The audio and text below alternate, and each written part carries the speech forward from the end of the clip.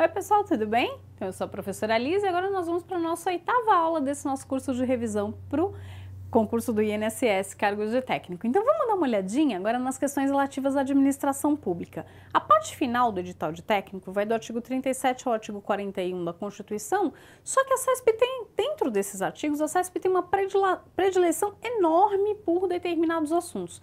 Aí eu aproveitei esse nosso último módulo, separei algumas questões, então a gente pode começar a trabalhar com elas. Dá uma olhadinha, vamos lá. Em primeiro lugar, quando a gente fala em administração pública, você tem que lembrar da separação da administração pública direta e administração pública indireta. Quando a gente fala na administração pública direta, a gente está fazendo referência a órgãos dos próprios entes federativos, né? Então são órgãos subordinados ao Poder Executivo da entidade política. Então União, Estados, Distrito Federal ou municípios. Então esses vão ser os órgãos da administração direta. Agora, quando a gente fala na administração descentralizada, administração pública indireta, a gente vai fazer referência a atividades que são realizadas por entidades criadas por esses entes políticos e a gente tem então a formação de uma nova pessoa jurídica. Essa entidade tem personalidade jurídica própria, pode seguir o regime jurídico de direito público ou de direito privado, e aí a gente está falando das autarquias, das fundações, das sociedades de economia mista e das empresas públicas. Vamos então marcar a diferença, tá? Quando a gente fala da criação de novas pessoas, então eu estou criando pessoas jurídicas da administração indireta, a gente está falando em descentralização.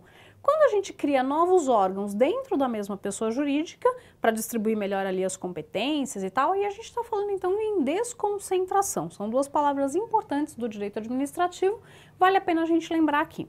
Outra coisa super importante que toda hora cai são os princípios explícitos da Constituição que são aplicáveis à administração pública. Ó, lá no direito administrativo você tem mais uma lista de princípios implícitos, agora na prova de constitucional a gente só pode ter esses 5. Lembra que eles são fáceis de lembrar, porque eles formam uma palavrinha bem interessante, né? Legalidade, impessoalidade, moralidade, publicidade e eficiência formam uma palavra limpe, então fica muito fácil da gente lembrar na hora.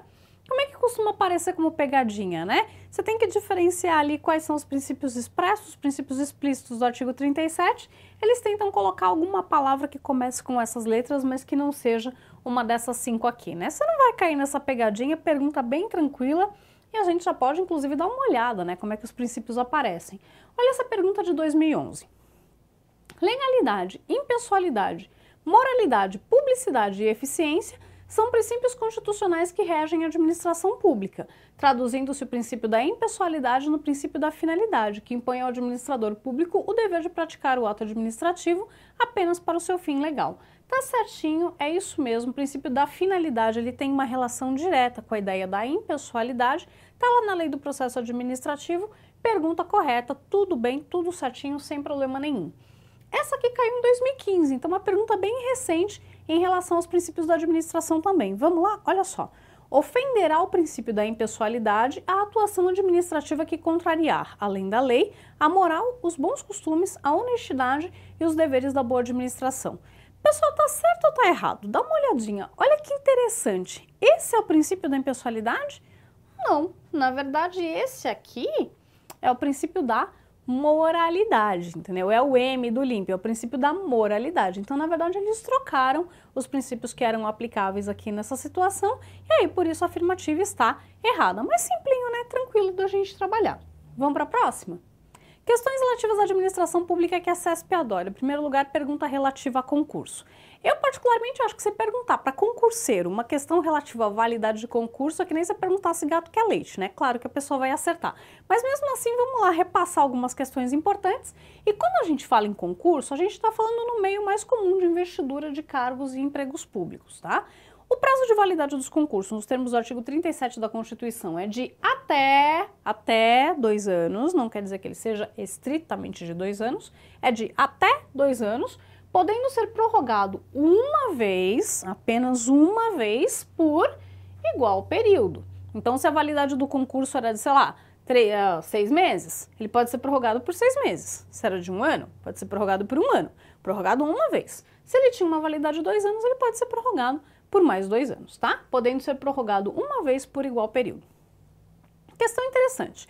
Posso realizar outro concurso durante o prazo de validade de um que já foi feito? Então, no prazo de validade de um concurso, vai à administração pública e chama um novo certame. Pode? Pode. Só que quem foi aprovado no concurso mais antigo tem prioridade de convocação. Dá uma olhadinha aqui, ó. Prioridade de convocação em relação aos novos concursados. Mas não tem problema nenhum, tá? O pessoal diz, mas está na validade ainda. Se está na validade, que bom, você tem prioridade de convocação em relação aos novos aprovados. Outra coisa importante diz respeito aos cargos e funções de confiança. Em primeiro lugar, pessoal, esses cargos e funções, eles só podem ser criados para determinadas atividades, tá? Para as atividades de direção, assessoramento e chefia. Eles não podem ser criados para outras situações.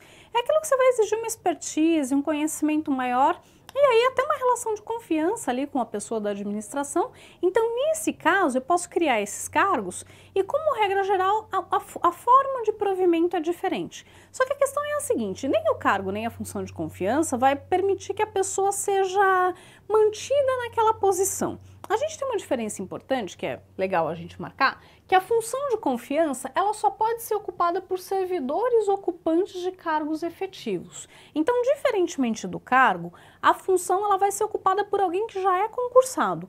Mas tanto a função quanto o cargo, só então para as funções de direção, assessoramento e chefia, mas a pessoa ela não fica eterna ali, entendeu? Ela fica ali enquanto ela estiver exercendo bem ali aquela atividade, enquanto ela estiver assessorando, enquanto ela estiver exercendo bem a chefia. A partir do momento que se perde a confiança ou que ela não está mais ali exercendo bem aquela função, ela vai ser desligada dessa função específica. No caso da função de confiança, o servidor volta ao cargo que ele ocupava anteriormente. Agora, o cargo de confiança, ele pode ser ocupado tanto por servidor de carreira quanto alguém que vem de fora, tá?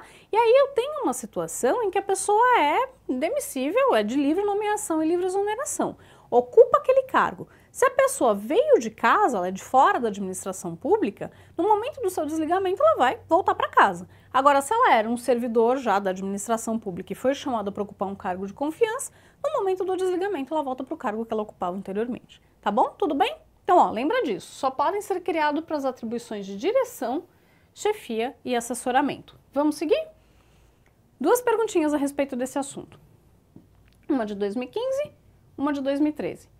O prazo de validade de concurso público é de até 2 anos, podendo ele ser prorrogado enquanto houver candidatos aprovados no cadastro de reserva. Ia ser um sonho, né, gente? Mas não. Essa alternativa está errada, podendo ser prorrogado uma vez por igual período. Outra pergunta a respeito disso: é vedada a realização de novo concurso público para o mesmo cargo ou emprego público durante o período de validade de concurso anteriormente realizado? Errado, né? A gente acabou de ver que não tem nenhum impedimento, mas se por acaso vier a ser feito um novo concurso enquanto aquele ainda está válido, os aprovados mais antigos têm prioridade na nomeação em relação aos aprovados no concurso mais novo, no concurso mais recente. Outra questão importante da administração pública que a CESP gosta bastante, questão da acumulação de cargos. Gente, como regra geral, a partir do momento que você é aprovado no concurso, você não vai poder acumular com nada, tá? Como regra geral, a gente tem dedicação exclusiva, você ocupa um cargo público e nele você fica, você não vai fazer nada além disso. Agora, olha que interessante, a gente tem algumas exceções.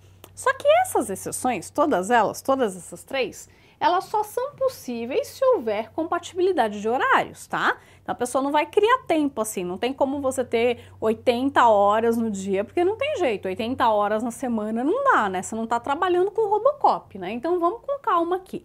O que pode ser acumulado se tiver compatibilidade de horários? Vamos lá, 2 cargos de professor, um professor na rede estadual e municipal, por exemplo, sem problema nenhum.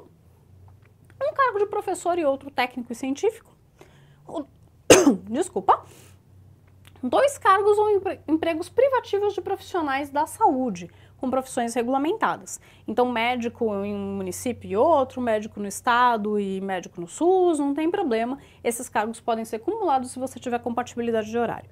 A vedação geral de acumulação de cargos, que é a regra geral, ela vale tanto para a administração pública direta, quanto para indireta, quanto para subsidiárias e sociedades que são controladas pelo poder público, tá? Agora, nas situações em que você pode ter acumulação de cargos, você tem que respeitar o teto da remuneração.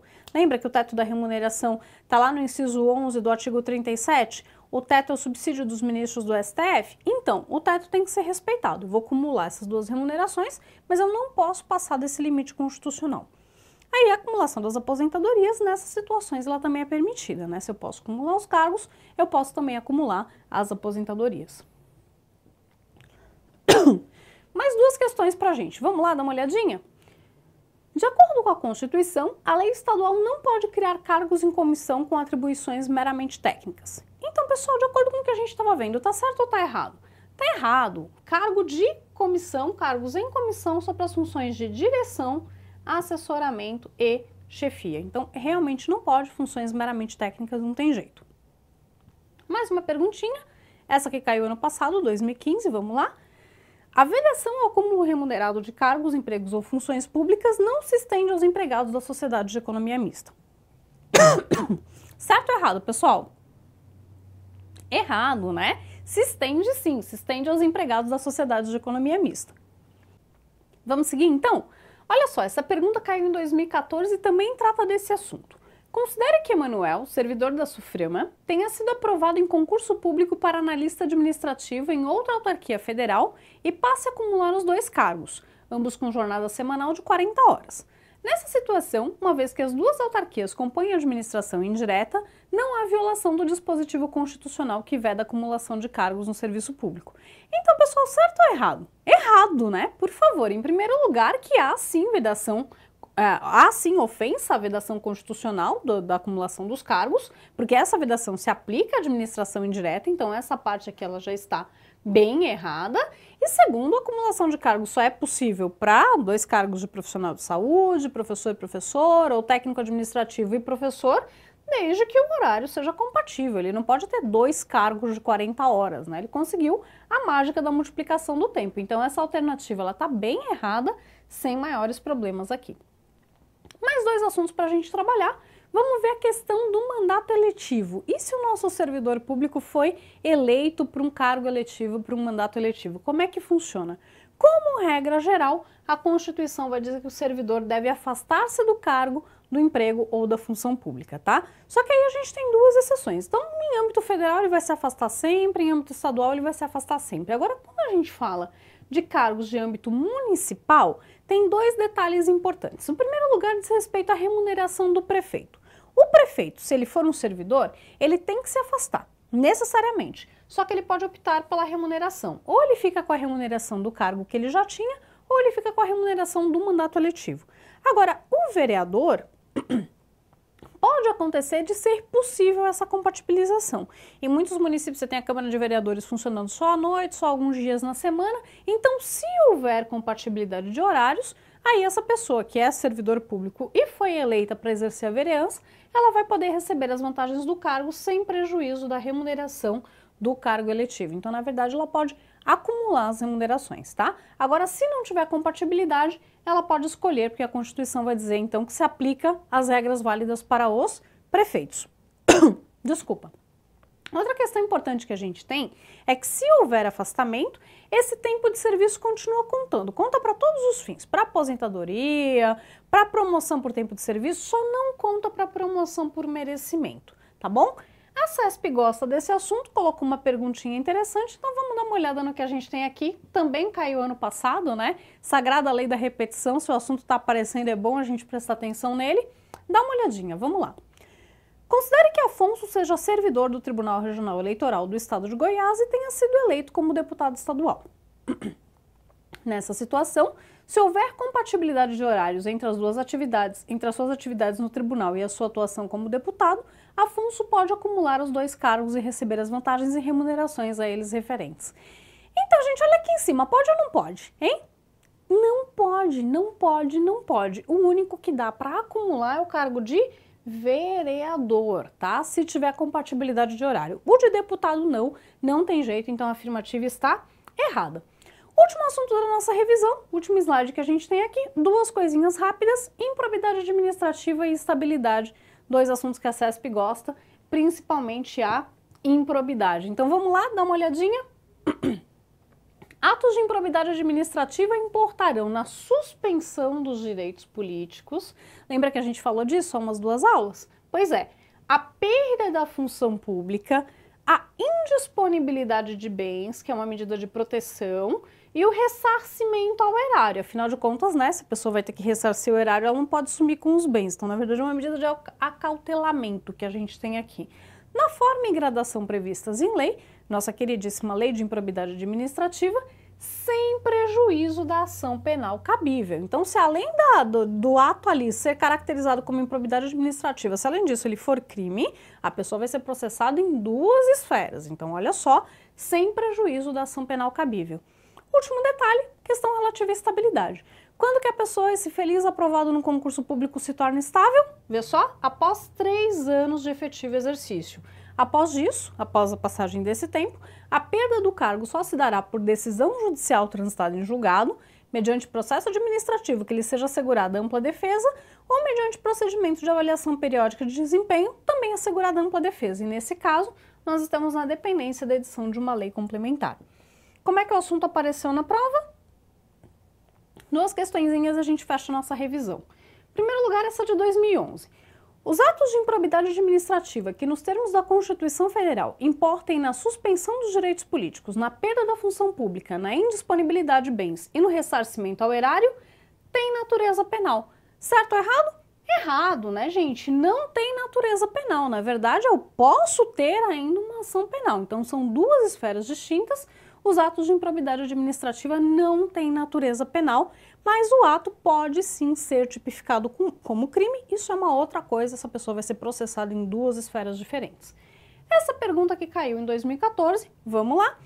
O agente público condenado por ato de improbidade administrativa está sujeito à suspensão dos direitos políticos, à perda da função pública, à indisponibilidade de seus bens e o ressarcimento dos prejuízos causados ao erário, na forma e gradação previstas em lei, sem prejuízo da ação penal cabível. Aí sim, aí a gente fica feliz, tá certinho, exatamente, nenhuma questão, nada pra gente discutir nessa última afirmativa. Tudo bem, pessoal? Certinho? Tranquilo? Gostaram da revisão? Boa prova, sucesso, estuda bastante, vai dar tudo certo. Obrigada pela atenção.